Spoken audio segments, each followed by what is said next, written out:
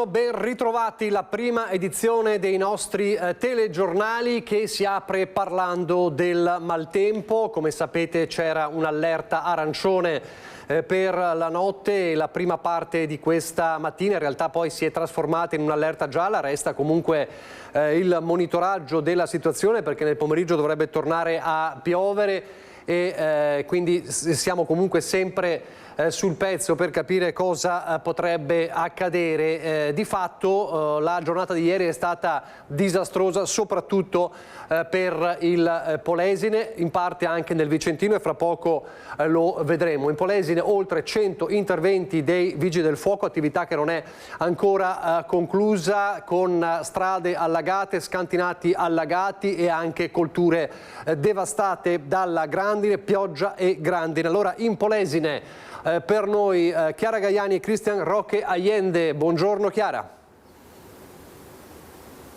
Nicola, buongiorno ai telespettatori di Antenna 3, ringraziamo anche Luca Tecchiato, fondatore di Meteo 5.0, che ci ha accompagnato circa un'oretta, che insieme con lui stiamo girando in mezzo a questo tratto di campagna polesana davvero distrutto dalla grandine. E guardate, con l'immagine di Cristian Roque Allende vi faccio vedere che cosa c'è, che alcune chiazze di grandine sono ancora visibili nonostante siano passate più di 10 ore dall'evento. È stato un pomeriggio di paura. Qui ci dicono alcuni agricoltori della zona che non si era mai vista una cosa di questo tipo. Guardate che cosa è rimasto di questo frutteto di susine, sono più i frutti che sono a terra che quelli che sono attaccati agli alberi, nonostante questa zona, quest'area, questo appezzamento agricolo sia tutto protetto dalle protezioni antigrandine, un investimento di decine di migliaia di euro che ha salvato parte del raccolto, ma la grandine è talmente forte, talmente potente che ha aperto le coperture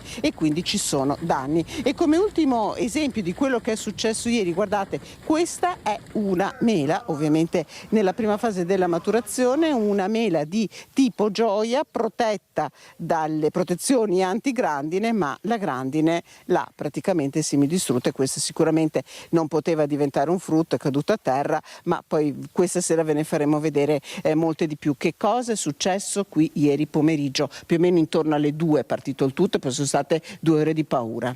Sì, ieri pomeriggio sono formati questi due sistemi importanti a Supercella, uno nel Mantovano e uno qui proprio nella zona tra San Bellino e dove ci troviamo, e che poi sono evoluti in un'unica struttura, erano nella stessa traiettoria, prendendo le medesime aree, dopo la prima subito l'altra, come uno neanche si è accorto perché dietro c'era subito l'altra, ha creato quello che abbiamo visto, grandinate furiose anche di medio-grosse dimensioni, con chicchi fino a 7 centimetri e ingenti danni anche dai nubifragi che sono caduti veramente in quantità importante. Circa 30-40 minuti di precipitazioni a fondo scala hanno creato quello che abbiamo visto nel territorio di Fratta Polesine, Costa di Rovigo, Villa Marzana, dove ci troviamo ora, San Bellino, insomma tutta l'area del Polesine, Castelmassa, anche lì abbiamo visto grandine ancora di dimensioni ancora più grosse. Ecco, vi faremo vedere anche per esempio una coltivazione di meloni dove stavano portando quelli che restavano adesso per la vendita. Cristian vi farà vedere, ci sono ancora delle zone in cui ci sono degli allagamenti. Lei ha calcolato più o meno quanta pioggia, tra l'altro lei era proprio qui ieri pomeriggio in sicurezza, ma era qui, quanta pioggia è caduta? Sì, ieri pomeriggio mi trovavo a pochi chilometri da dove ci troviamo adesso, in sicurezza ovviamente, e si stima almeno 100 mm per metro quadro, significa, ovvero 100 litri d'acqua per metro quadro. Dunque è una quantità veramente importante, ma soprattutto è caduta in poco tempo, perché se cadono 100 mm spalmati in 48 ore è una cosa. Cadono in mezz'ora, 40 minuti, ovviamente le infrastrutture che abbiamo, datate ovviamente agli anni 50, non possono ricevere le precipitazioni di adesso, insomma. Ecco, ovviamente è in corso la conta di danni soprattutto per il settore agricolo, perché questa è una zona di coltivazione di frutteti, li avete visti, ma ci sono anche campi di mais, campi di grano e là veramente ormai eravamo nel punto più alto della maturazione, quindi gravi danni, e poi la soia. Parlavi citavi anche tu, Nicola, prima, allerta meteo da arancione diventata gialla, però oggi pomeriggio non c'è da stare tranquilli. Allora, oggi pomeriggio abbiamo l'ultimo passaggio di fenomeni temporaleschi nel nord-est, dovrebbe prendere la parte del veneziano e il padovano. C'è la possibilità, non vuol dire che c'è la concretezza che si formano fenomeni intensi, però ancora oggi c'è la possibilità di qualche formazione di possibili supercelle, insomma, ecco, nell'area del nord-est. Dunque anche oggi un po' di attenzione, il tempo comunque man mano con i giorni è in miglioramento. Ecco, allora grazie a Luca Tecchiato per averci fatto fare questo viaggio che poi noi vi racconteremo nei TG di questa sera. Ringrazio anche Cristian Racchiaiende e chi ci sta ospitando all'interno della sua azienda. Nicola, da Villa Marzana la linea può tornare a te. Grazie a Chiara Gaiani, quindi diciamo la situazione peggiore in Polesine, ma decine e decine di interventi anche nel Vicentino, quindi le zone più colpite dal pomeriggio serata di ieri. Allora andiamo a Brendola da Luisa Bertini con Simone Squarcina, perché qui a Brendola c'è anche una frana da monitorare. Luisa. Sì, buongiorno a te, buongiorno ai nostri telespettatori, buongiorno al sindaco di Brendola Bruno Beltrame. Come anticipavi, decine gli interventi dei vigili del fuoco in tutto il Vicentino in nottata, fortunatamente tutti rientrati, che hanno riguardato soprattutto allagamenti di strade, così come alberi spezzati che hanno invaso le carreggiate e hanno richiesto gli interventi necessari di ripristino. Una tra le situazioni più critiche proprio qui a Brendola, dove c'è stata una frana. Fortunatamente con il lavoro notturno di tutti gli operai la strada che vedete alle mie spalle è stata riaperta. Sindaco, 3 bombe d'acqua. Sì, 3 bombe d'acqua, una partita, la prima ieri alle 18, quindi 17:30, 18.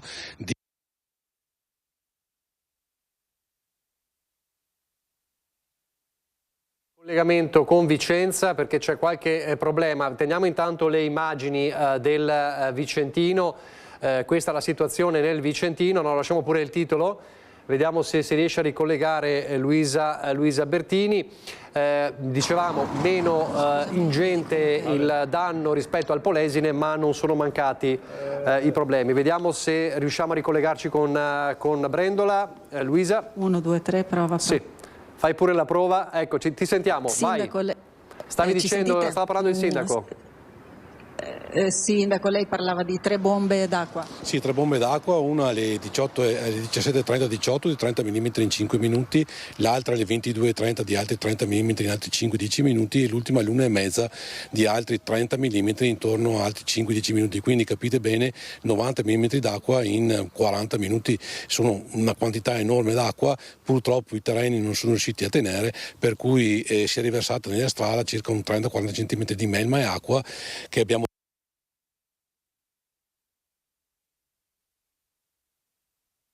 C'è un problema con questo collegamento. Comunque, vabbè, allora torniamo in studio, vediamo di ripristinare più tardi se riusciamo.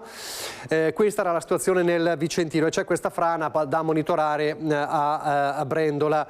Come è stato monitorato e poi fortunatamente spento l'incendio che ieri ha seminato il panico, ieri sera nella tarda serata, o meglio dopo le 21 più o meno, a Venezia, nel sestiere Castello, l'incendio scoppiato nel sottotetto di una abitazione, vedete le immagini.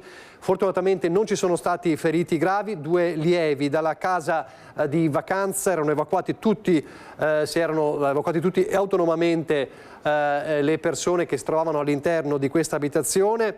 Le autopompe lagunari dei Vigili del Fuoco hanno messo in sicurezza il sottotetto della mansarda, che a causa delle fiamme stava per essere divorato completamente, comprendendo anche la copertura esterna dell'immobile. Persone che è stato lievemente intossicato dal fumo, l'altra ha riportato lievi ustioni, entrambe ovviamente curate dal SUE 118. Come vedete il fumo nero e le fiamme hanno attirato ovviamente l'attenzione delle persone, dei residenti, tante le chiamate al 115 da parte dei residenti.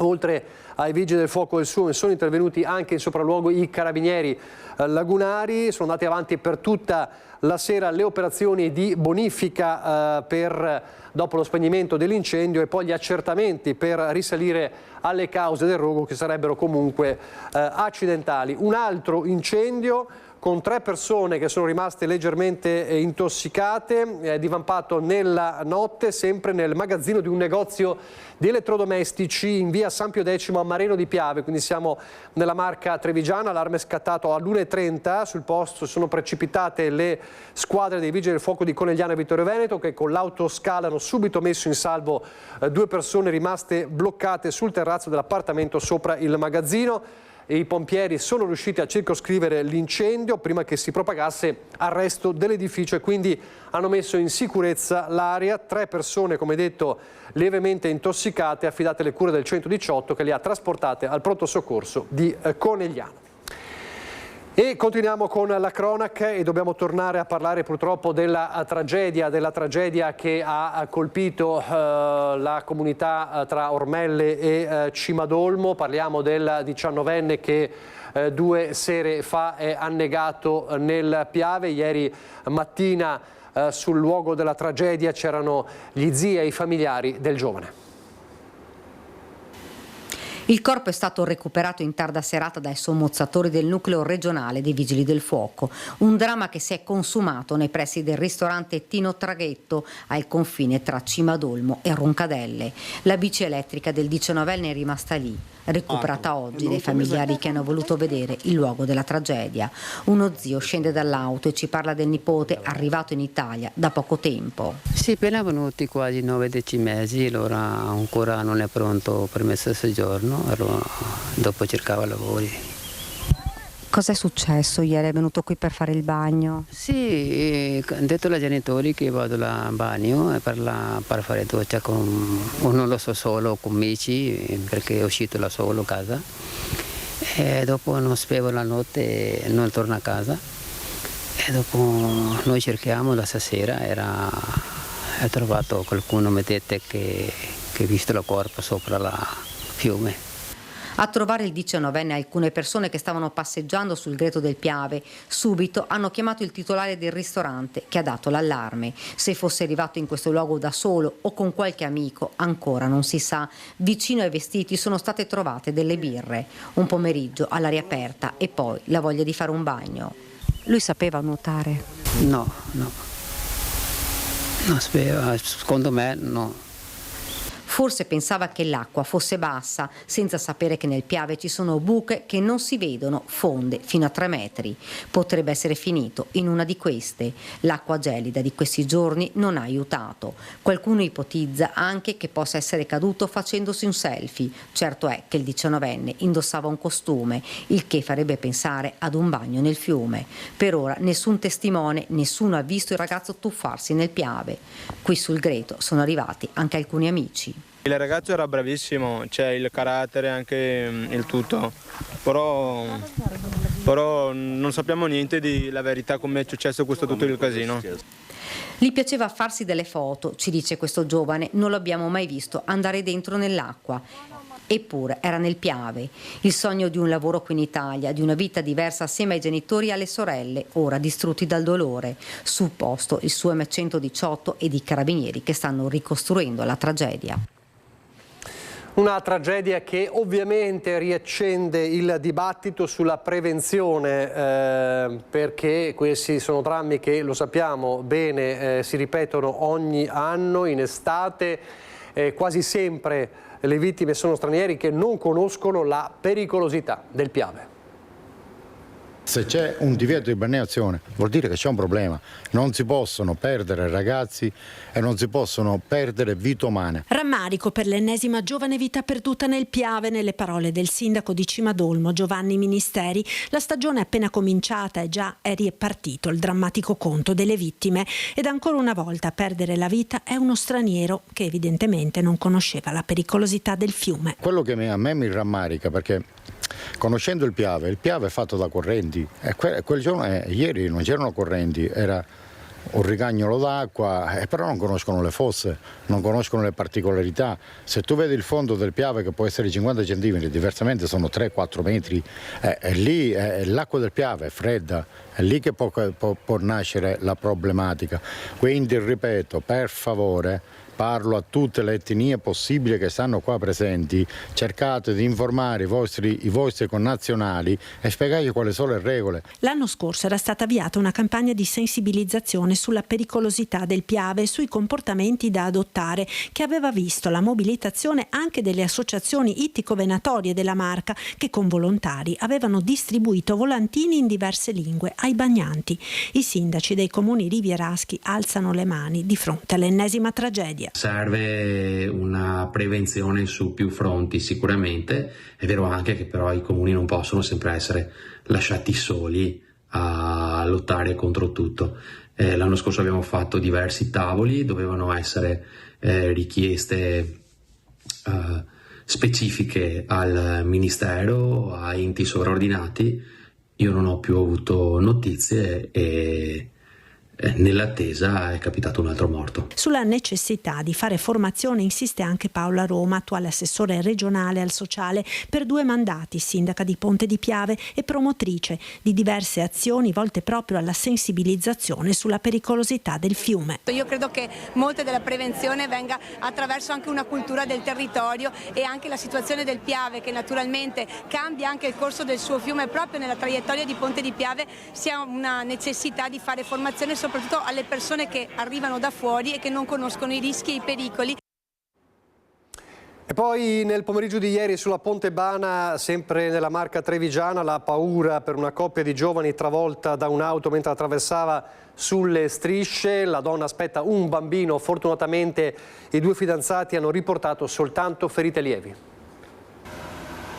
Stavano attraversando la Ponte Bana sulle strisce pedonali quando sono stati travolti da una vettura. Paura nel primo pomeriggio a Ponte della Priula per una coppia di fidanzati, lei 24enne incinta, lui 28 anni, di origine macedone. Subito sono stati allertati i soccorsi. I sanitari del 118 sono arrivati sul posto con l'elicottero, allarmati anche per lo stato di gravidanza della giovane. La coppia è stata trasportata all'ospedale di Conegliano. Fortunatamente hanno riportato solo lievi ferite. Sul posto sono intervenuti anche i vigili del fuoco e la polizia locale per accertare dinamica e responsabilità dell'incidente. Adesso a Enego per tornare a parlare delle indagini sull'attentato incendiario contro il giovane giornalista Adriano Cappellari, che si trova in compagnia della nostra Chiara Gaiani insieme a Renzo Rigon. Buongiorno Vanessa. Sì, Vanessa Banzato con Tommaso Migot. Buongiorno a te Nicola e a tutte le persone che ci stanno seguendo. A tutte le persone che stanno seguendo da casa. Mi trovo assieme ad Adriano Cappellari, che è stato proprio vittima di un attentato incendiario sabato sera. Ci troviamo davanti a casa sua qui a Enego e allora intanto Adriano ci diamo del tu, visto che siamo colleghi, e ci vuoi raccontare quei momenti tremendi? Tra l'altro siamo proprio davanti anche alla porta, chiedo a Tommaso se può inquadrare la porta che è esplosa, il vetro è esploso in quel tremendo momento. Sì, i danni maggiori appunto come si vedono sono dei miei vicini di casa, perché qui il mio cancello è stato danneggiato lievemente, ma i danni maggiori sono stati dei miei vicini. Allora sabato intorno alle 11:15 sono tornato a casa mia dopo che ho passato la serata con i miei vicini che erano arrivati da Milano. Tempo di salire un quarto d'ora, 10 minuti, e ho sentito appunto dei primi colpi prima erano, quindi subito non si capiva, e poi c'è stata l'esplosione diciamo forte che mi ha fatto scendere e ho visto appunto che c'era fiamme altissime, e lì come prima cosa ho chiamato i pompieri e dopo le forze dell'ordine insomma, che sono arrivati subito sul posto, il primo anche il mio vicino di casa che è un carabiniere che è giunto qui subito insomma. Certo, tra l'altro non soltanto un attentato incendiario, ma hanno gettato anche una lettera minatoria in cui dicevano chiaramente o smetti di scrivere o smetti con le buone o smetti con le cattive, ed è una cosa inquietante questa, e non è la prima lettera minatoria che ricevi. Sì, è iniziato tutto da novembre, diciamo, sempre con la stessa modalità, quindi queste lettere appunto. Sabato prima di dar fuoco a questo pacco, insomma, di esplosione, c'è stata appunto la deposizione di questa lettera all'interno del mio giardino. Si vede questa sagoma di questa persona, insomma, che mette questa lettera e poi dà fuoco all'ordigno, insomma. In un primo momento si è pensato a una pista mafiosa, nel senso che tu tu il tuo legame con il prete anticamorra Don Maurizio Patriciello potrebbe far supporre che ci sia un'intimidazione di stampo mafioso, però tu lo smentisci categoricamente. Sì, perché assolutamente le minacce principali fanno capire che il fastidio principale perché scrivo per il giornale altopiano che gira solo in 7 comuni, quindi escludo il coinvolgimento della mafia o di qualcuno di altre parti d'Italia, perché assolutamente il problema è che io scrivo per il giornale altopiano e che gira solo qui in altopiano, quindi secondo me qualcuno di qui della zona assolutamente. Quindi si tratta di veleni proprio che interessano l'altopiano, nello specifico che interessano il comune di Enego, ma che possono essere riconducibili a cosa secondo te? Perché dici non mi sono mai occupato di tematiche così particolari che possano indurre le persone a minacciarmi. Faccio fatica a comprenderlo anch'io, sia dal punto di vista giornalistico, sia dal punto di vista vita privata, perché non ho mai toccato temi o argomenti tali da giustificare una cosa del genere, insomma, una tale rabbia, insomma. Quindi anche toglieresti proprio, andresti ad escludere anche tutto quello che riguarda l'ex sindaco Ivo Boscardin, la questione legata a questi fondi che erano destinati alle associazioni antimafia e poi invece non sono mai stati consegnati, hanno fatto altri giri, la questione è finita addirittura su Report assieme al collega Ranucci. Tu andresti ad escludere anche questa ipotesi? Certamente, io avevo partecipato appunto all'inchiesta di Report di Sigfrido Ranucci, si era creato del clamore chiaramente per quella storia lì, però escludo il coinvolgimento perché conosco le persone che erano coinvolte, che sono state coinvolte in questa inchiesta e non le reputo assolutamente collegate a questo fatto. Certo è che inquieta che in un piccolo comune dell'altopiano come Enego succedano fatti simili e proprio a Enego la mente non può non correre a quanto avvenne 20 anni fa, ormai più di 20 anni fa, con il terribile omicidio dei coniugi Miola, di cui tutt'oggi ancora non si sa nulla, non si ha idea di chi possa essere stato, non si sa nulla in quell'episodio e non si sa nulla ancora, al momento ancora, del perché anche sia stato compiuto questo attentato nei tuoi confronti. Che sta succedendo in questo piccolo comune secondo te? Sono dei misteri, veramente mi piacerebbe saperlo appunto perché veramente anche il motivo io non riesco a capacitarmi in una cosa del genere. Fatto sta che se sono io il bersaglio, dato che sono io il bersaglio, che mi dà fastidio che vengano coinvolti anche i miei vicini di casa, perché sabato l'incolumità non era in pericolo solo la mia, ma era in pericolo quella dei miei vicini, perché sono anche quelli che hanno avuto più danni rispetto a me, quindi questo è la parte peggiore per me, suppongo. Tu dicevi fuori dalle telecamere dei microfoni anche che ti ha dato molto fastidio anche tutto il discorso legato, chiamiamole male lingue. Sì, c'è chi reputa che mi sia messa da solo o addirittura che quando è scoppiata la bomba la prima cosa che ho fatto è chiamare i giornalisti. Allora, a queste persone dico se avete dei dubbi venite pure a vedere i video di sorveglianza dove lì sicuramente è molto chiaro cosa è successo. E le prime persone che ho chiamato sono state forze dell'ordine, poi giustamente ho avvisato le mie persone strette perché avevo piacere che venissero a sapere da me quello che era successo una volta che avevamo visto i video delle telecamere. E le forze dell'ordine sono state le prime persone che ho chiamato, 115, 112, insomma, quindi escludo insomma, di aver chiamato i giornalisti per primo, quindi assolutamente mi fa dispiacere questa cosa, però vabbè, insomma. Hai paura? Non nascondo che sabato ne ho avuta sicuramente, però bisogna reagire, quindi adesso sono tranquillo anche perché sono tutelato dalle forze dell'ordine, quindi li ringrazio soprattutto per la tutela che hanno nei miei confronti anche della mia abitazione. E ho già ricominciato a scrivere e si va avanti, insomma, ecco. E si va avanti, dice così insomma il collega Adriano Cappellari. Adesso ovviamente i carabinieri, gli inquirenti stanno portando avanti tutte le indagini per riuscire a risalire, grazie anche, senz'altro saranno fondamentali anche le immagini delle telecamere della videosorveglianza per riuscire a capire chi possa sabato sera aver messo questi ordigni e aver davvero attentato alla vita di Adriano Cappellari, ma non solo, anche dei vicini, perché questa è la preoccupazione tua maggiore, che siano state coinvolte, cioè che potevano essere coinvolte anche altre persone. Sì, certamente, questa è una cosa orribile perché mi fa male sapere che erano in pericolo anche i miei vicini, perché se uno ce l'ha con me deve avercela con me, non può mettere in pericolo la vita di altre persone. Per il momento, Nicola, da Enego è tutto, ti ricevo la linea. Grazie davvero a Vanessa Banzato e anche grazie ovviamente a Adriano Cappellari. La nostra solidarietà ovviamente va a lui, come va anche ai colleghi dell'emittente Telenuovo, che ricorderete, a proposito di giornalisti nel mirino, si trovarono delle scritte di attacco anche molto forti sull'auto della emittente. La Digos della Questura di Padova ha perquisito l'abitazione di un 28enne vicino agli ambienti anarchici. È accusato di diffamazione aggravata, deturpamento e imbrattamento di cosa altrui il 28enne padovano, identificato dalla Questura di Padova come presunto responsabile delle scritte intimidatorie contro i giornalisti sull'auto dell'emittente locale Telenuovo. Questa mattina i poliziotti della Digos di Padova hanno perquisito l'abitazione del giovane gravitante nell'area vicino ai circuiti anarco-antagonisti locali. L'imbrattamento risale allo scorso 9 marzo durante la manifestazione in centro a Padova in occasione della Giornata Internazionale della Donna, mentre era in corso il corteo organizzato dal movimento femminista Non Una di Meno. L'auto dell'emittente Telenuovo venne imbrattata con una scritta nera sul paraurti giornalista terrorista con la cerchiata. Dopo la denuncia sono scattate le indagini. Grazie ai filmati delle telecamere di sorveglianza i poliziotti della Digos sono riusciti a identificare il presunto autore della scritta e sono scattate le perquisizioni. La cronaca ancora, gli assalti in casa, gli imprenditori aggrediti, gli assalti in villa, le rapine con sequestro di persona, gli anziani terrorizzati da bande di malviventi senza scrupoli.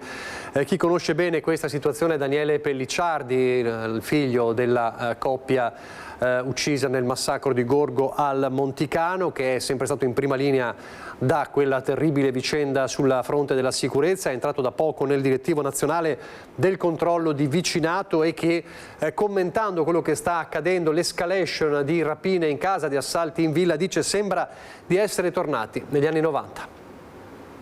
Bande organizzate pronte a tutto. Nelle ultime settimane si è registrata una recrudescenza di assalti in villa, di rapine in casa. I proprietari vittime di malviventi senza scrupoli che non esitano ad aggredire e picchiare se non ottengono quello che vogliono. Daniele Pellicciardi, figlio dei coniugi Guido e Lucia barbaramente torturati e uccisi da una banda di rapinatori il 21 agosto 2007 a Gorgo al Monticano, è in prima linea per cercare di arginare un fenomeno che sta dilagando. Furti all'ordine del giorno ed ora colpi nelle case con famiglie impotenti all'interno, in balia di rapinatori. Pellicciardi è referente provinciale e membro del direttivo nazionale del controllo del vicinato. Purtroppo vedo che ogni giorno si sentono sempre cose nuove, sempre di questi assalti. Sembra di essere ritornati negli anni 90, quando c'era questo pericolo degli industriali e purtroppo non si può cambiare le cose così radicalmente. Si cerca di fare quello che si può e il cittadino mette il proprio. Il sistema di vigilanza è fondamentale, sempre più cittadini aderiscono al controllo del vicinato, un modo per aiutarsi l'un l'altro. È importante un aiuto dei cittadini, però sempre coordinato e controllati sempre dal referente provinciale, che ha il compito di insegnare, di formare le persone che fanno parte di questo gruppo, in maniera da far sì che non si creino delle cose sbagliate all'interno delle chat che vengono usate. L'obiettivo è quello di controllare la casa vicina e comunicare qualsiasi movimento sospetto senza correre rischi. Il rischio è minimo, perché uno deve stare a casa propria, non deve inventarsi niente di nuovo, deve solo ascoltare, guardare e riferire quello che secondo lui sembra che ci sia qualcosa che non va. Fondamentale la rete attorno al controllo del vicinato. È stato anche siglato un protocollo con le forze dell'ordine pronte ad intervenire in caso di segnalazioni. Il controllo di vicinato, i gruppi come furti in corso, fondamentali per le segnalazioni dei furti e degli assalti in casa, ma non solo, le forze dell'ordine e la loro presenza per quanto riguarda questo tipo di reati. Poi c'è ovviamente l'altro tema, è quello dei maranza, quello delle risse nei centri storici delle città. Fra poco ci collegheremo con Daniela Sizia, perché a Treviso è in corso il comitato che dovrebbe decidere, l'ha anticipato ieri nel nostro servizio, il prolungamento della zona rossa. Sappiamo che a Treviso si dibatte se la zona rossa serva così com'è o va cambiata. ma c'è un problema che va affrontato anche sul litorale, perché siamo a Jesolo e siamo già in piena estate. È stato un weekend col ponte animato purtroppo da risse di giovanissimi, uno dei quali anche ripresa dai cittadini terrorizzati e che ha fatto il giro del web. Il sindaco dichiara tolleranza zero. È con il sindaco, la nostra Ilaria Marchiori, insieme a Simone Merlo. Buongiorno. Sì, buongiorno anche a te Nicola, buongiorno ai nostri telespettatori. Ci troviamo proprio qui in uno dei punti in cui è avvenuta una di queste due risse in 3 giorni, ovvero via Herrera qui alle mie spalle. Però appunto, come anticipavi, è vero che i residenti sono terrorizzati, sono stanchi, come stanco è anche il sindaco Christopher De Zotti, che oltre a già le zone rosse che sono state messe in atto precedentemente, in accordo con il prefetto Darco con cui si incontreranno nel corso del Comitato per l'Ordine e la Sicurezza, attueranno nuove misure di sicurezza, misure più stringenti. È così, sindaco? Assolutamente sì, intanto credo sia giusto inquadrare il fenomeno. Parliamo di 2 episodi sporadici, estemporanei, quindi soprattutto se inquadrati in un weekend, in un ponte in cui avevamo tantissime presenze, 200.000 persone in città, e non è successo fondamentalmente nulla, a conferma che la città è assolutamente sicura in tutte le sue parti del territorio. Però 2 episodi spiacevoli perché accaduti in 2 zone come la spiaggia, che è un luogo vocato alle famiglie, vocato ai bambini, e in una zona residenziale, quindi non turistica, e che quindi minano all'immagine, alla serenità del nostro territorio. 2 episodi che non hanno comportato conseguenze gravi o fatali, e comunque non hanno visto l'impiego di armi, ma che danno fastidio, perché vedere 2 gruppi di 20 persone che si fronteggiano non è assolutamente l'immagine che vogliamo dare della nostra città. Sappiamo che è un fenomeno diffuso, quello di Maranza, quindi anche in questo caso parliamo di ragazzi minorenni, quasi tutti di seconda generazione del territorio, che sono anche animati da un odio interrazziale, quindi una cosa un po' strana e un po' assurda, fenomeni che vogliamo bloccare fin dal principio, perché non vogliamo che degenerino e soprattutto cambino quella che è una situazione che vede ormai da 3 anni un assoluto miglioramento delle condizioni di sicurezza, grazie anche a un controllo del territorio compatto da parte di tutte le forze dell'ordine. Per questo ci siamo sentiti con il prefetto fin da subito, che ringrazio perché è molto presente sui temi della sicurezza. Abbiamo concordato di vederci domani in comitato per capire se oltre alle misure che già abbiamo in atto, oltre ai rinforzi estivi dei carabinieri della Polizia di Stato che arriveranno nelle prossime settimane, c'è qualche altra misura per rafforzare e bloccare fin da subito questo fenomeno. Un fenomeno che è molto limitato da un punto di vista fisico, perché parliamo di tutta questa zona, quindi la zona della stazione degli autobus, del McDonald's e della spiaggia di Piazza Brescia, quindi molto facilmente circoscrivibile, e quindi capiremo appunto se possiamo fare una maggiore vigilanza e maggiori azioni, e da un punto di vista comunale se ci sono provvedimenti o regolamenti che possiamo modificare proprio per estirpare fin da subito questo fenomeno. Quindi il messaggio che vogliamo dare è un intervento pronto e immediato, perché arrivi chiaro ai destinatari il fatto che oltre ad essere allontanati, e quindi arriveranno anche dei provvedimenti da parte del questore, dei DACUR nei confronti dei responsabili, deve essere un messaggio condiviso a tutti che chi viene a Jesolo o vuole venire a Jesolo per fare confusione o minare la libertà degli altri non è il benvenuto, e quindi vogliamo che se ne stia a casa sua. Perché poi alcuni sappiamo che sono anche già stati identificati. Tra l'altro, sindaco, può già anticiparci quali potrebbero essere queste ulteriori misure? Adesso ci confronteremo anche con la proprietà del McDonald's in una modalità dialogante, quindi non c'è assolutamente nessuna contrapposizione, per capire assieme se ci sono delle possibilità di limitare o arginare il fenomeno di questa presenza. Al momento non abbiamo in mente particolari provvedimenti, proprio perché si tratta di 2 fatti veramente estemporanei che non succedevano da tanto tempo a Jesolo.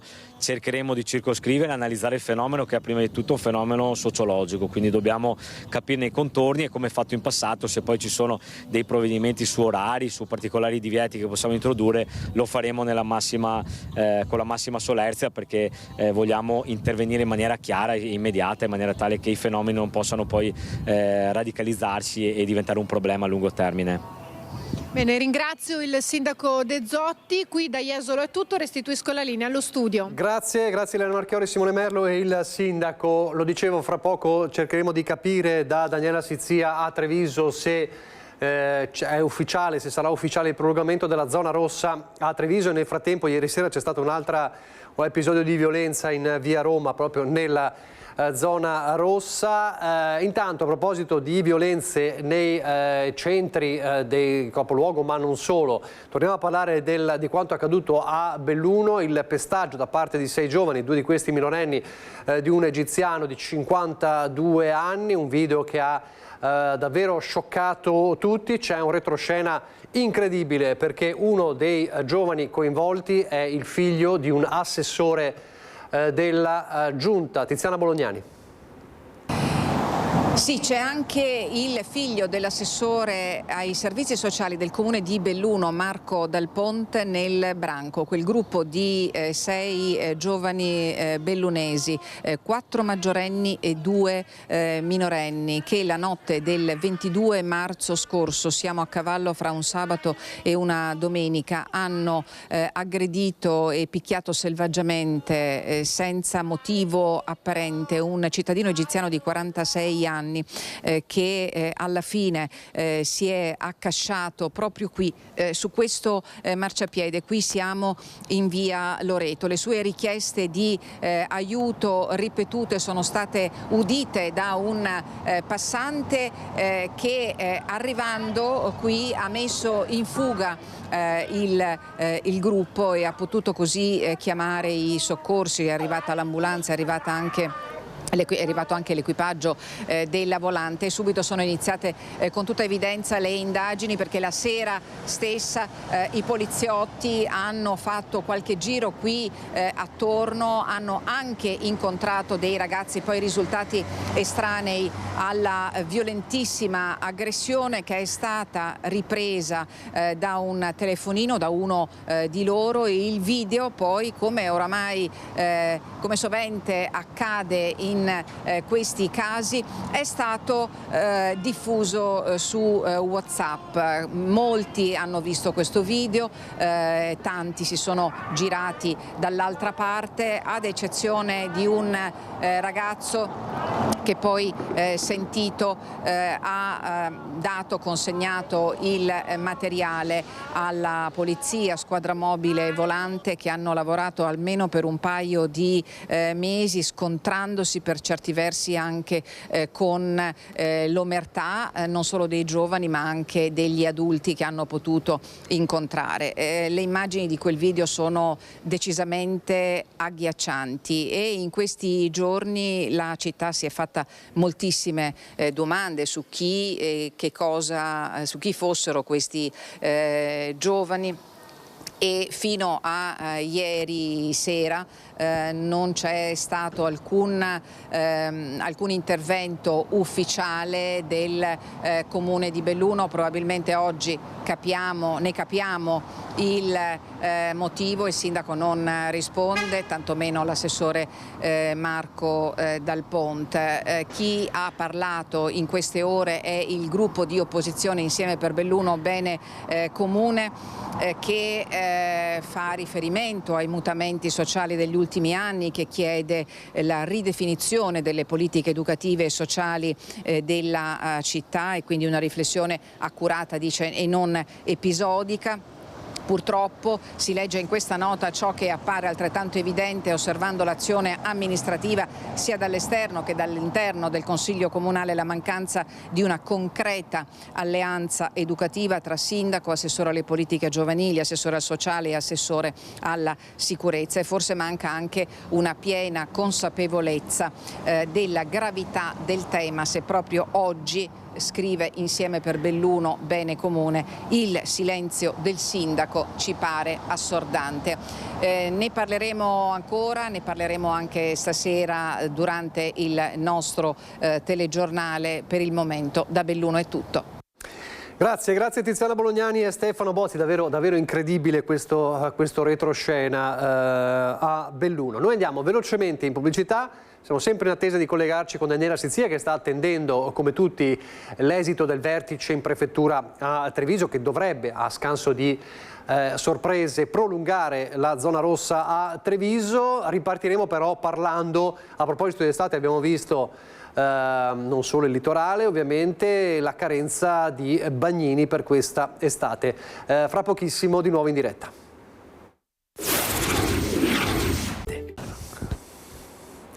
Rieccoci in diretta. Allora, dicevamo prima della pubblicità che eravamo in attesa di Daniela Sizia. La vedo pronta perché immagino che il vertice sia finito. Daniela, a te insieme a Nicoletta Rizzetto, buongiorno. Buongiorno Nicola, buongiorno ai telespettatori. Sì, è appena terminato il vertice dove sul tavolo c'era proprio la zona rossa, la proroga di questa zona. È stato deciso, è stata presa la decisione, c'era anche il pubblico ministero Caprarola. Sindaco, terminato il comitato ordine e sicurezza, che cosa è stato deciso dunque? È stato deciso di prorogare la zona rossa fino al 19 di luglio, quindi altri 45 giorni circa. Ho portato sul tavolo della discussione le preoccupazioni di quel quadrante di città, di via Roma e zone limitrofe, che negli ultime settimane hanno visto alcuni episodi ovviamente minare la loro serenità, la loro tranquillità. Ho chiesto di incrementare ulteriormente i controlli, noi lo faremo con servizi appiedati da parte della polizia locale. Mi preme sottolineare il grande lavoro delle forze dell'ordine che si stanno occupando non soltanto della zona rossa, ma di tutta la città, di tutti i quartieri della nostra città. Comunque ho ricevuto rassicurazioni da parte delle forze dell'ordine che proprio a partire dalle prossime ore, così come abbiamo visto anche ieri, c'è stata un'intensificazione importante. Faremo dei servizi anche mirati per la lotta allo spaccio, che è una delle segnalazioni che maggiormente mi fanno i cittadini. Mi preme anche sottolineare e comunicare ai cittadini che per esempio la persona che è stata fermata e arrestata ieri sera è stata anche rispedita nel suo paese, quindi è stato dato via l'iter per il rimpatrio. Sono magre consolazioni perché preferiremo che non succedessero gli episodi, però è altrettanto vero che dalla rissa alla ragazza molestata tutti i responsabili di quei comportamenti oggi hanno un nome e cognome e soprattutto una denuncia che spero faccia il suo corso da un punto di vista della giustizia. Ecco, il sindaco si riferiva ad una persona, uno straniero, un ragazzo che sotto l'effetto dei fumi dell'alcol ha cominciato a dare fastidio a due ragazze e poi insomma sono state chiamate le forze dell'ordine. Lui fra l'altro ha dato in escandescenza anche con loro, è stato arrestato e, come ci diceva il sindaco, per lui è scattata l'espulsione. È successo ovviamente nella zona calda di Treviso. Sindaco, cioè in via Roma questo fatto? Sì, egiziano di 24 anni che tornerà nel suo paese. È successo in zona rossa e devo anche sottolineare che la polizia locale presente ha individuato il personaggio prima che commettesse qualcosa di peggiore e poi c'è stato il supporto delle forze dell'ordine presenti anch'esse nel quadrante nel giro davvero di pochi minuti, così come le forze dell'ordine sono intervenute anche in occasione dei precedenti episodi nel giro di pochissimi minuti, tant'è che hanno evitato il peggio. Questo a testimonianza del fatto che la presenza dei carabinieri, della Polizia di Stato, della Guardia di Finanza e della Polizia locale è costante nel territorio. Si cerca di prevenire, laddove non si riesce a prevenire si interviene con grande tempestività, tant'è che nel giro di pochi giorni sono stati identificati e denunciati i responsabili. Ecco sindaco, un ultimo dato che è emerso oggi, visto che c'era anche il pubblico ministero Caprarola, i reati comunque stanno diminuendo nella provincia di Treviso. Il lavoro delle forze dell'ordine sta portando a un risultato, i reati sono in calo e questo è certamente importante, c'è ancora tanta strada da fare. Per me il termometro restano sempre i cittadini. I cittadini oggi mi dicono che non si sentono sicuri, certamente è anche una questione di percezione perché le notizie alterano il percepito, però noi dobbiamo dare grande importanza a ciò che i cittadini percepiscono. Se non si sentono sicuri noi dobbiamo rafforzare la nostra presenza. Per me il cittadino ha sempre ragione e quindi lavoro per migliorare il livello di sicurezza della città, consapevoli che rimaniamo tra le città più sicure a livello nazionale. Questo oggi non è un elemento che rassicura i nostri cittadini, quindi dobbiamo rimboccarci le maniche e lavorare ancora di più. Grazie davvero Sindaco, grazie. E da Treviso è tutto, Nicola ti restituisco la linea. Grazie a Daniela Sizia, quindi l'avevamo un po' anticipato nella giornata di ieri, però insomma è arrivata l'ufficialità della proroga della zona rossa che continua ancora a far discutere i cittadini. Sapete, c'è un dibattito forte anche all'interno della maggioranza, Fratelli d'Italia e Lega, e allora sentiamo alcuni dei cittadini raccolti proprio ieri da Daniela Sizia sul tema zona rossa.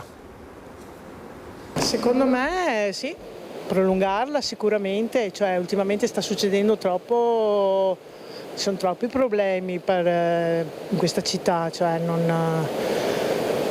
sinceramente io non la frequento di sera, è una zona dove io lavoro, quindi la frequento durante il giorno, però sento che anche durante il giorno ci sono questi problemi. Secondo me sarebbe da tenere sotto controllo di più, sì, specialmente questa zona. Una volta si sentiva nelle grandi città, adesso in teoria le abbiamo qui in casa. Passo la palla a Nordio, al sindaco, non saprei cosa dire, comunque non è una bella situazione, ecco.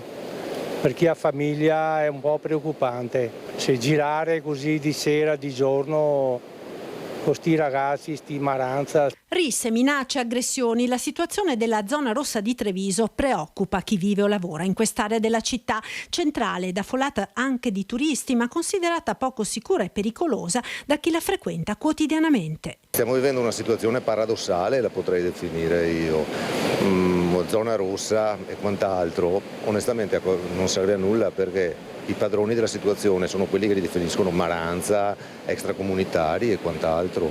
Sono assolutamente imperseguibili, impunibili, se per caso ti difendi e fai del male al delinquente, perché solo così lo possiamo definire, tutta questa gentaglia che gravita e circola qua, anzi che staziona qua, che ha fatto il suo campo base su questa povera Treviso. Adesso questione di sicurezza non lo so perché, però venendo da Milano, a vederla così mi sembra una città abbastanza tranquilla, fra virgolette, però poi non la conosco bene, è un giorno che sono qui. Aver paura sì, soprattutto per quelle famiglie che hanno come figli ragazze, quindi a qualsiasi orario del giorno sei sempre un po' titubante, lasciarla andare anche in centro o con le amiche o anche da sola, non è solo la sera purtroppo. Guardi, io sono venuto a prendermi le sigarette mattina presto e ci mancherebbe altro, regalo la bicicletta, ma poi cadono mentre la rubano. Questa dunque è la situazione che resta insomma di dibattito a Treviso. Allora adesso vediamo il servizio che avevamo anticipato prima che si collegasse la nostra Daniela Sizia, e cioè con la stagione estiva si ripropone il tema della carenza di personale nel settore turistico, sempre più difficile in particolare reperire bagnini da impiegare sulle spiagge del litorale. Ancora per quest'anno riusciamo a metterci una pezza, però diventa sempre più difficile. È davvero una professione che bisogna in qualche modo, alla quale bisogna dare dignità e bisogna trovare la maniera di incentivare i ragazzi a intraprendere questa via. Diventa sempre più cronica e profonda la carenza di assistenti ai bagnanti a causa di molteplici cause, prima il Covid che aveva bloccato i corsi e dunque il rilascio dei brevetti, poi la riforma per le società nazionali che rilasciano gli stessi attestati. A questo va ad aggiungersi la crisi demografica e una professione poco attrattiva. La stagione estiva ormai alle porte, lungo il litorale veneto può dirsi salva, non certo senza le difficoltà a reperire il personale necessario a garantire la sicurezza dei turisti. Ma siamo dovuti andare a pescare oltre che nella parte insomma dei minorenni, fra gli studenti. Molte aziende che danno il servizio in outsourcing, perché ormai i concessionari danno in appalto questo tipo di servizio perché è veramente difficile organizzarlo. E siamo andati a pescare all'estero, molto in Sud America, in Spagna, in Uruguay. Se in uno stabilimento mancano gli assistenti e bagnanti, la normativa è ben chiara. La gente magari utilizza comunque le attrezzature, le sdraio e i lettini, ma se non c'è la sorveglianza, quello stabilimento balneare a tutti gli effetti è chiuso. Cosa succede? Succede che se noi dovessimo aprire, perché non si può lasciare uno stabilimento chiuso il mese di giugno, ma non a pagamento. Se poi succede la disgrazia, si va a compiere un reato penale. Ai tavoli istituzionali il problema è stato affrontato e continua ad essere centrale per trovare una soluzione quanto mai urgente. Intanto in supporto agli stabilimenti potrebbe arrivare l'intelligenza artificiale già sperimentata in diverse parti del mondo attraverso l'installazione lungo il litorale di telecamere termiche. In buona sostanza la telecamera va a individuare un comportamento sospetto, capisce tramite l'espressione facciale o la postura che una persona è in difficoltà, manda un alert all'operatore che dalla sala di controllo allerta ovviamente il personale per le emergenze. Voglio specificare bene che non è che questa tecnologia vada a sostituire l'elemento umano. Tecnologia al servizio anche del lavoro e anche della sicurezza al lavoro, ne parleremo fra pochissimo. Purtroppo però continuano le vittime. È una vittima che riguarda il Veronese, è morto un 27enne straniero, Mohamed Gannoui, in un incidente sul lavoro avvenuto nel Bresciano, ma il giovane risiedeva nel Veronese. Purtroppo è morto schiacciato dal trattore che stava manovrando, che si sarebbe improvvisamente ribaltato per cause che devono essere accertate dalle indagini aperte sul caso. È successo a Soprazzocco di Gavardo, un'azienda agricola nel Bresciano, a perdere la vita un 27enne che viveva nel Veronese, Mohamed Gannoui. L'allarme è stato dato poco prima delle 18 di ieri sera. E allora dicevamo, c'è la tecnologia anche in aiuto della sicurezza sul lavoro, ad esempio visori e realtà immersiva nei cantieri del Veneto come strumento di educazione alla sicurezza. Il progetto presentato da Confartigianato con l'Istituto Veneto per il Lavoro e lo SMACT Competence Center. 8 morti dall'inizio dell'anno nei cantieri edili, una cultura della sicurezza che si scontra con barriere anche linguistiche.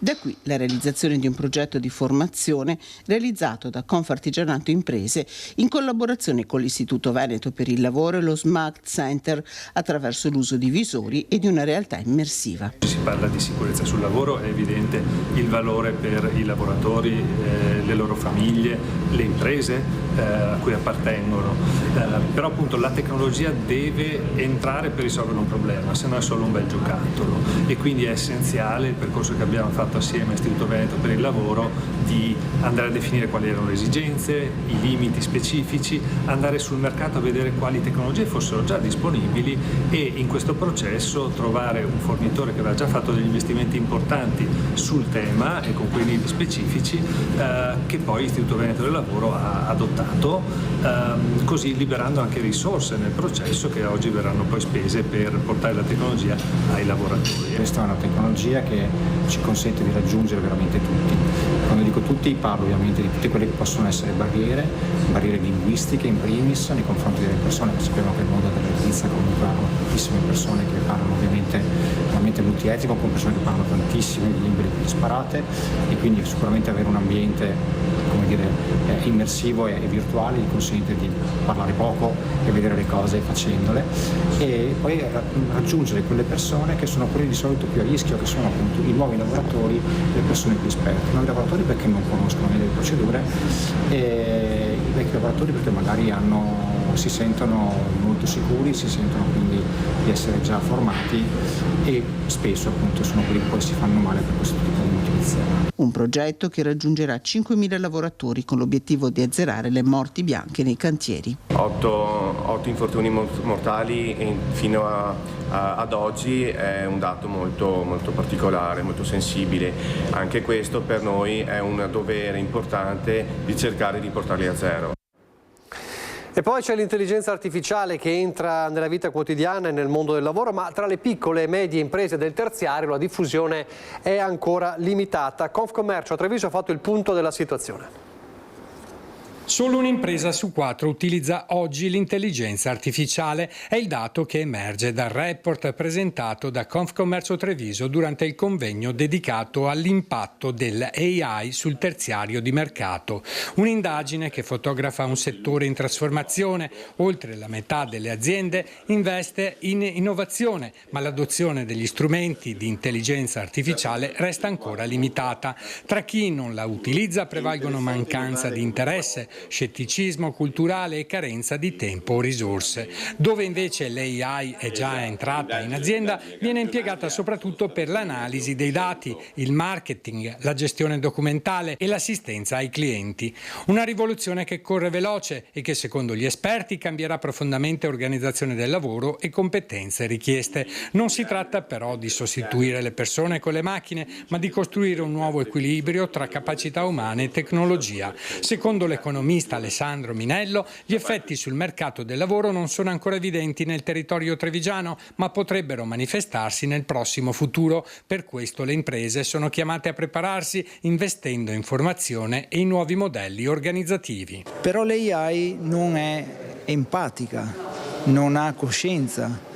Quindi non potrà mai sostituire, almeno per quel che sappiamo adesso, l'uomo in queste funzioni. L'empatia e alcune competenze potrebbero diventare il vero fattore distintivo per le aziende chiamate a competere nell'era digitale. L'obiettivo non è subire il cambiamento, ma governarlo, mettendo la tecnologia al servizio delle imprese e delle persone. Ci sono sì dei pericoli, soprattutto anche sotto il profilo etico, ma ci sono anche delle opportunità. E le opportunità vanno colte.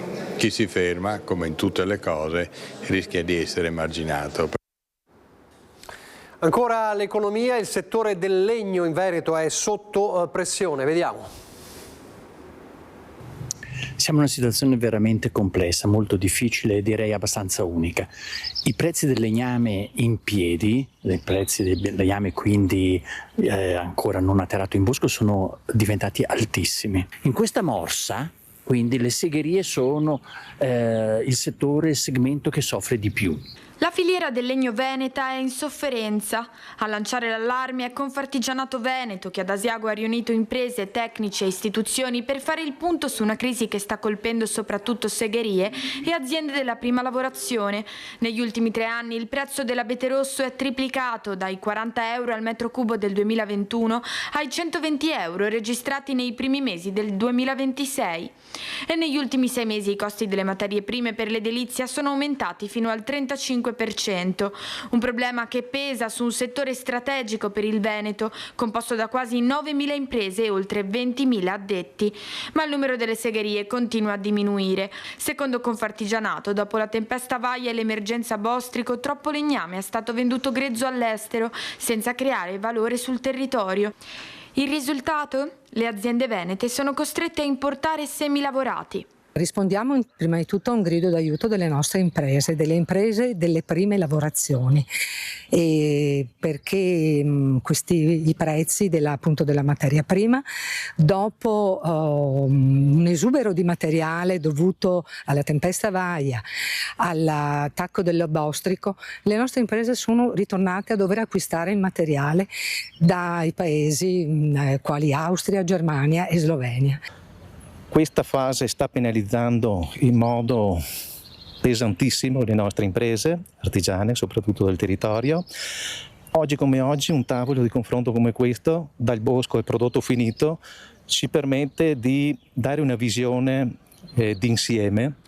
Da qui la proposta di un patto legno veneto, una strategia regionale per rafforzare la filiera corta, sostenere le segherie e valorizzare il legno locale certificato, per trasformare una risorsa abbondante nei boschi veneti in un'opportunità concreta per l'economia del territorio. Quello che si deve fare adesso a livello territoriale è proprio indicare le priorità e da quelle cominciare.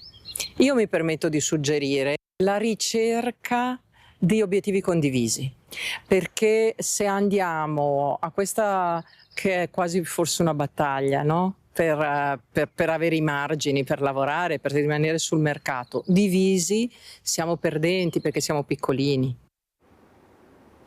Adesso la sanità, la riforma della disabilità, mancano i medici certificatori chiamati a redigere il certificato necessario per avviare la domanda di invalidità, mentre nascono nuove aziende che con propri dottori forniscono il documento a pagamento però.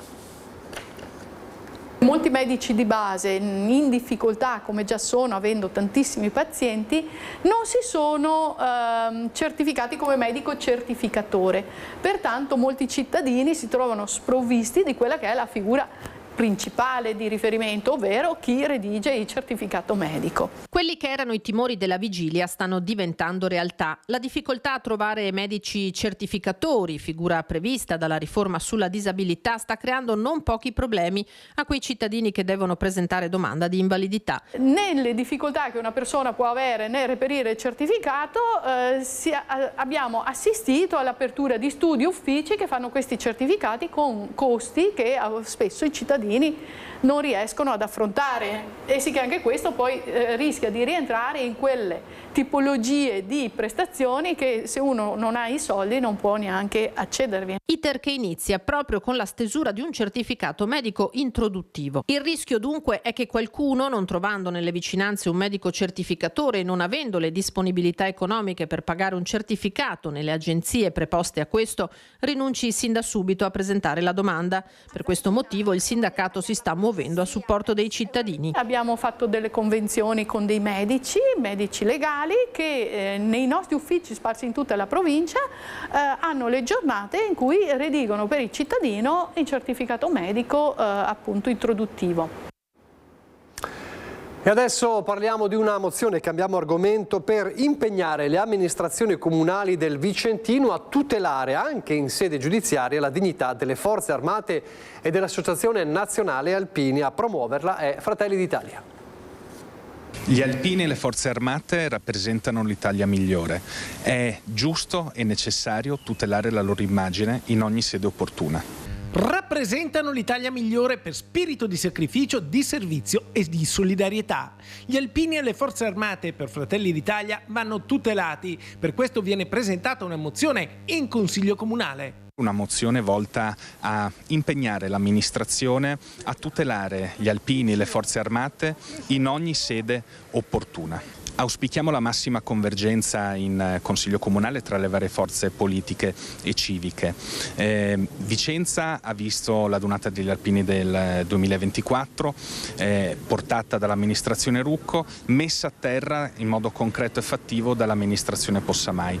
Quindi tutti dovremmo condividere il grande valore e apprezzarne lo spirito di servizio dei nostri alpini impegnati ogni giorno nelle nostre comunità. La mozione presentata da Fratelli d'Italia richiama il ruolo storico, civile e sociale svolto dalle forze armate e dagli alpini, sottolineando il contributo costante che danno al volontariato, alla protezione civile e alla gestione delle emergenze. Gli alpini sono patrimonio dell'Italia migliore, sono patrimonio di tutte le comunità e il rispetto nei loro confronti dovrebbe essere custodito da tutte le forze politiche e civiche che rappresentano i cittadini nelle istituzioni.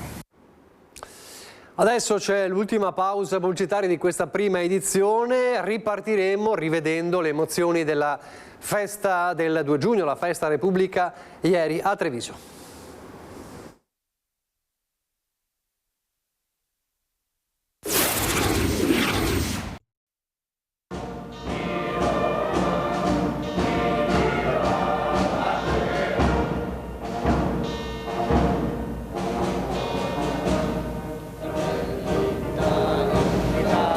Un momento emozionante, i vigili del fuoco srotolano la bandiera da Palazzo dei 300, l'inno nazionale, i cittadini, nasi all'insù, guardano il tricolore, alla parata anche gli studenti, il futuro del paese. Che nel celebrare gli 80 anni della Repubblica dobbiamo pensare che questa Repubblica bisogna continuare a costruirla e chi meglio dei giovani che crescono con una sensibilità e dei valori diverso rispetto agli adulti che per esempio manifestano costantemente gravi errori. Penso ai conflitti che si stanno manifestando oggi nel mondo, che vanno nella direzione opposta dei valori della nostra Repubblica. 80 anni dal 2 giugno del 1946, quando il popolo italiano ha contribuito a dare vita alla nascita della Repubblica, aprendo una nuova pagina della storia.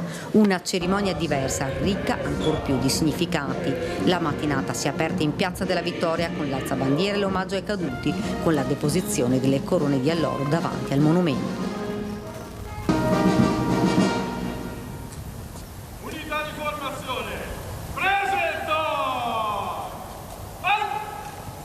Poi, in Piazza dei Signori, l'abbraccio dei trevigiani, le parole del prefetto Angelo Sidoti, che non dimentica la difficile situazione a livello internazionale. Le conseguenze delle crisi in atto coinvolgono anche il futuro prossimo e quello delle generazioni attuali, delle nuove generazioni, che devono riprendere quella fiaccola che è stata portata dai nostri padri e madri costituenti e continuare su quel progresso di sviluppo civile, democratico e pacifico.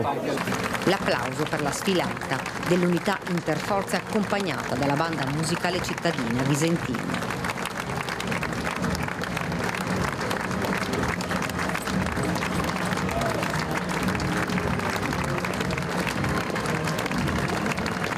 La mattinata si è chiusa con il concerto della banda sotto la loggia dei 300, decine giovani studenti trevigiani presenti alla cerimonia, in prima fila la sindaca dei ragazzi. Cosa ti sembra portare quella fascia? È importante? Sì, credo che sia importante ed è una grande emozione. Per celebrare questo importante anniversario il presidente Sergio Mattarella aveva presentato il progetto I Volti della Repubblica, invitando proprio i più giovani a raccontare attraverso un breve video che cosa rappresenti per loro la Repubblica. L'obiettivo era quello di creare un archivio vivente di storie, esperienze e testimonianze provenienti da ogni parte d'Italia, raccogliendo le voci e i volti di chi ogni giorno contribuisce a dare significato ai valori repubblicani.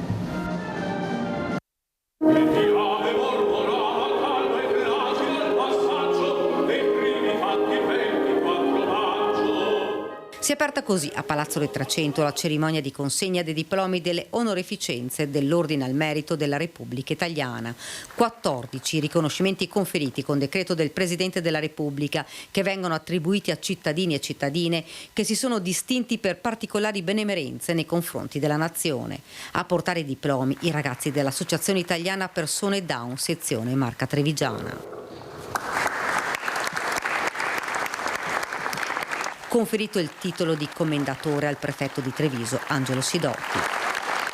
Avere il privilegio di averla nella città in cui presto servizio e tra tanti amici mi faceva sentire bene. E poi consentitemi, vorrei un ringraziamento in particolare a mia moglie. Onorificenza anche a Francesco Introvigno, già presidente dell'Associazione ANA di Vittorio Veneto e ora responsabile dei grandi eventi dell'ANA.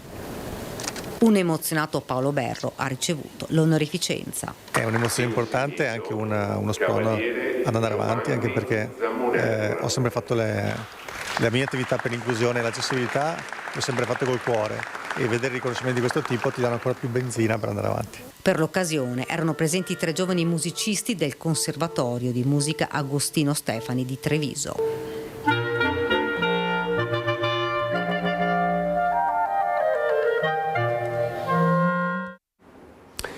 2 giugno di 80 anni fa, anche per la prima volta il voto alle donne. Allora, nei prossimi servizi vediamo la svolta, cosa comportò questa svolta storica, e ce lo racconteranno le donne dell'Università di Padova, ma poi a seguire anche un messaggio importante di Leda Azzalini, nome di battaglia Marisca, partigiana combattente della Resistenza.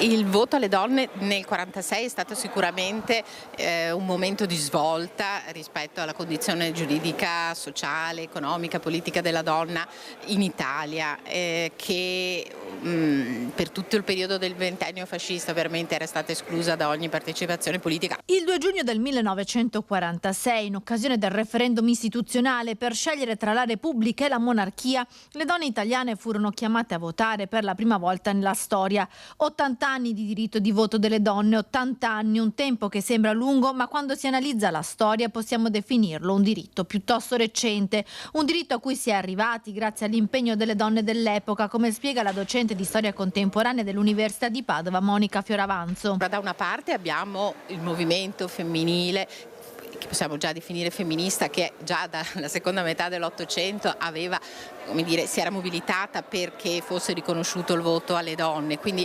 un'operazione diciamo di lungo periodo, quindi non è che nasca dal nulla. Dall'altro nell'immediato sicuramente ha avuto un significato il ruolo che le donne hanno avuto durante la Resistenza, collaborando direttamente non solo come staffette partigiane ma anche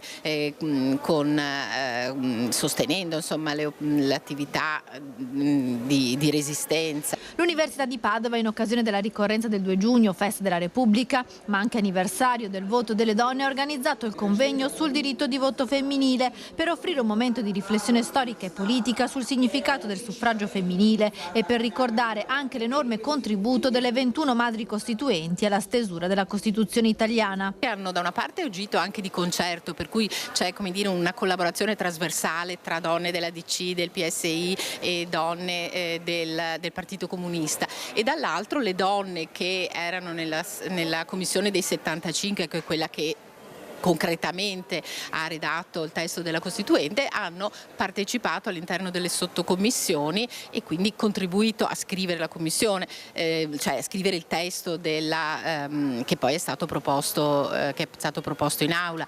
Spicca la figura della veneta Lina Merlin con il suo contributo all'articolo 3, al quale fece aggiungere senza distinzione di sesso. Oggi la partecipazione politica delle donne è aumentata rispetto a quegli anni, ma ancora il divario è notevole. Se ci guardiamo attorno, comunque la partecipazione a livello sia politico ma anche all'interno anche dell'università rimane comunque ancora minoritaria da parte delle donne. Per esempio io ho più esperienza all'interno dell'università, però ai livelli di vertici sì, abbiamo ancora la rettrice donna, però insomma il gruppo degli ordinari è soprattutto ancora un gruppo maschile, quindi io credo e spero che poi questo diciamo cambierà, che ci sarà un maggiore equilibrio, anche perché le donne credo adesso siano anche più degli uomini. Penso che sia importante anche un'opera di formazione fin dall'inizio nelle famiglie, anche credo la capacità di dare più coraggio. Sono Lena Fellini, Marisca, ultima partigiana combattente ancora in vita della divisione Nino Lanetti. La sua storia attraversa un secolo d'Italia. Leda Azzalini aveva appena 18 anni quando scelse di lasciare la famiglia e unirsi ai partigiani sulle montagne venete per combattere il nazifascismo. Con il nome di battaglia di Marisca partecipò alla lotta di liberazione, contribuendo insieme a migliaia di donne alla conquista della libertà e della democrazia. Ho 100 anni. Voglio unirmi anch'io ai festeggiamenti per gli 80 anni della Repubblica. La sua voce conserva la stessa forza di allora, una voce che invita a non dimenticare il sacrificio di chi ha reso possibile la nascita della Repubblica e richiama tutti alla difesa dei principi di libertà, pace e giustizia che sono alla base della nostra Costituzione. Ho contribuito a dare all'Italia la democrazia, la Costituzione e il voto alle donne. Anche se quel 2 giugno 46 non ho potuto votare, non avevo ancora l'età, non ero però troppo giovane per combattere per la libertà. In occasione della festa della Repubblica, Leda Azzalini ha voluto inviare il suo augurio agli italiani e alle nuove generazioni affinché la memoria del passato continui ad essere una guida per il futuro.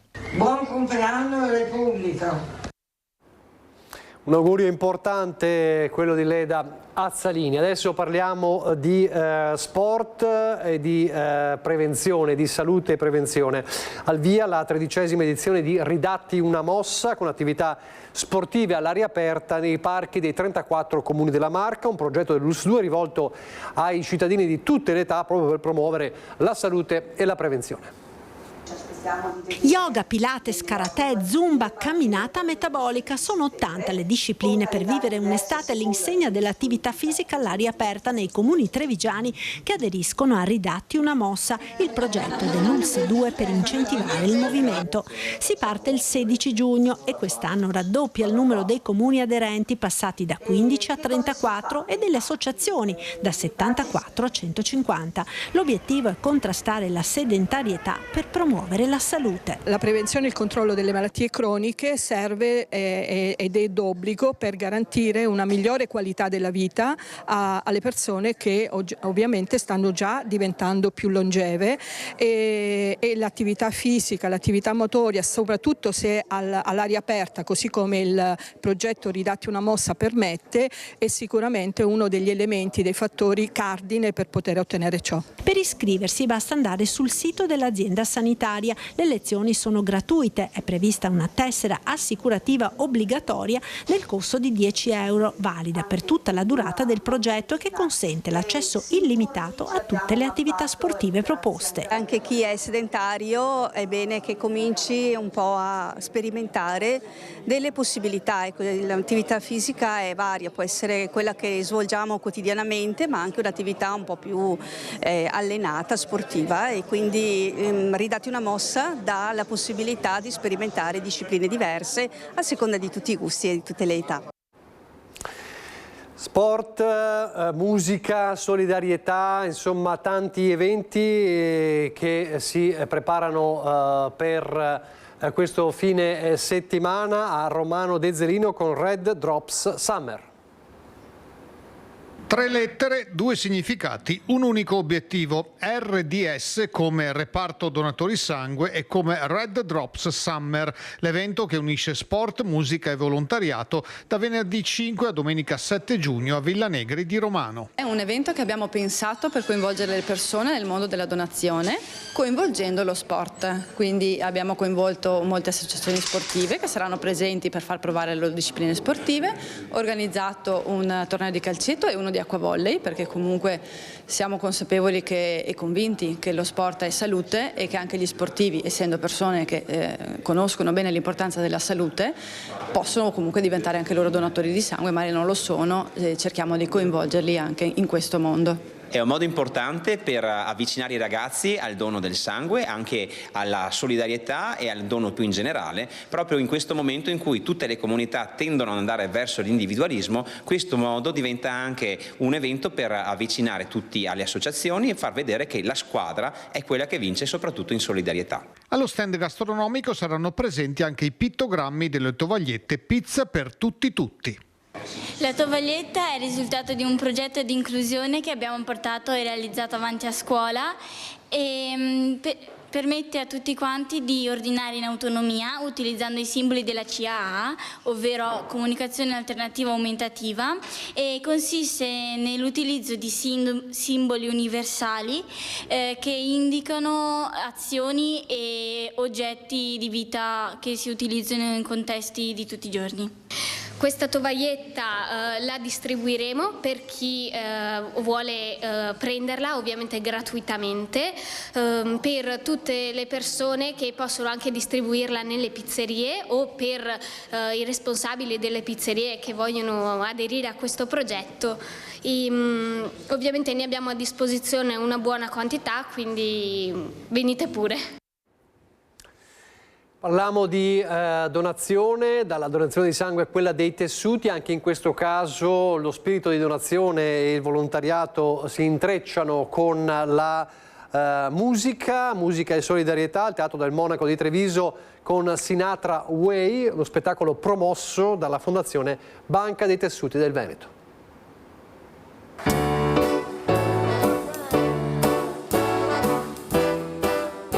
Di alcuni dei brani più famosi di Frank Sinatra hanno emozionato il pubblico al Teatro del Monaco di Treviso, facendo rivivere l'intramontabile musica di uno dei più grandi interpreti del XX secolo, musicista, cantante e attore conosciuto in tutto il mondo come The Voice.